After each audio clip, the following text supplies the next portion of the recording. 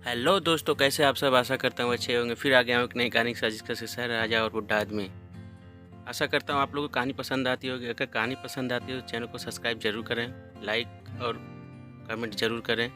चलिए स्टार्ट करते हैं। एक राजा था जिन्होंने अपने लोगों को यह कहकर रखा था कि अगर वो किसी की तारीफ में वाह कह दे तो उस व्यक्ति को इनाम 1000 सोना मोहरे दे दी जाए।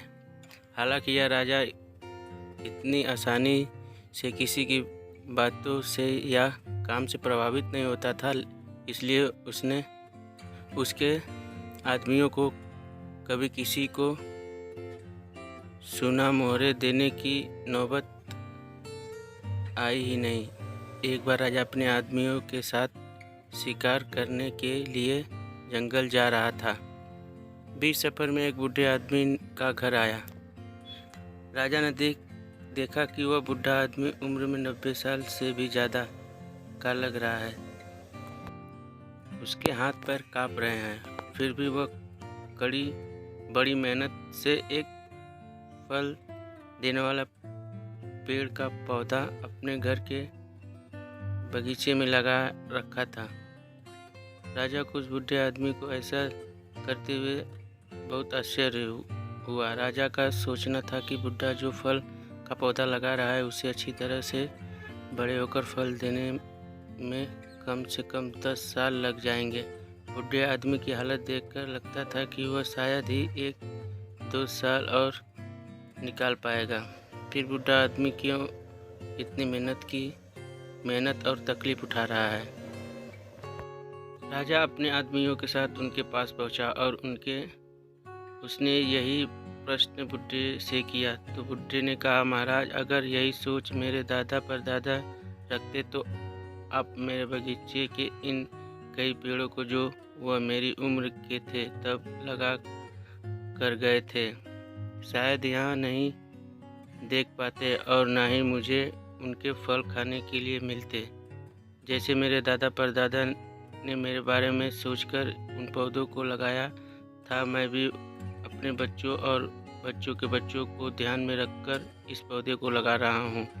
मेरे पूर्वजों ने उनका फर्ज अदा किया था, अब मैं मेरा फर्ज अदा कर रहा हूँ। राजा ने जैसे ही बूढ़े आदमी के विचार सुने, उसके मुंह से वाह निकल गया। राजा के मुंह से वह सब सुनते ही उस बूढ़े आदमी को 1000 सोने मोहरे की थैली इनाम के रूप में दे दी। 1000 सोना मोहरे पाकर बूढ़ा आदमी बहुत खुश हो गया और उसने कहा कि देखिए महाराज, आप कहते थे कि यह पौधा मुझे शायद फल नहीं दे पाएगा, लेकिन इस पौधे ने तो मुझे आज ही सोने मोहरे के रूप में फल दे दिया। बूढ़े आदमी की सकारात्मक विचारों से प्रभावित होकर राजा ने फिर से 2 बार वाह वाह बोला।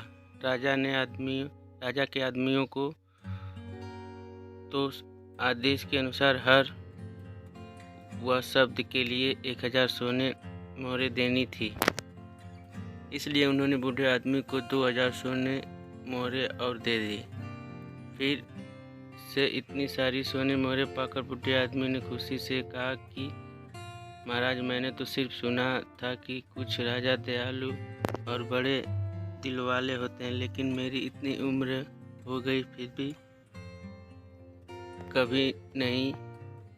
कभी देखी नहीं थी, लेकिन आज पहली बार आपको देखा तो उस बात पर विश्वास हो गया। राजा के मुंह से अपनी तारीफ सुनकर लगातार 3 बार वाह वाह वाह निकल गया और बूढ़े आदमी को 3000 सोने मोहरे और मिल गई।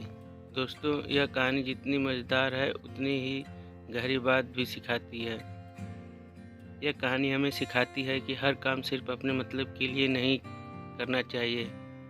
जब हम कोई काम निस्वार्थ भाव से करते हैं तो दूसरों का भला करने के लिए करते हैं, तो उनका फल भी हमें ज़रूर और जल्दी मिलता है। इसलिए दोस्तों, निस्वार्थ बनो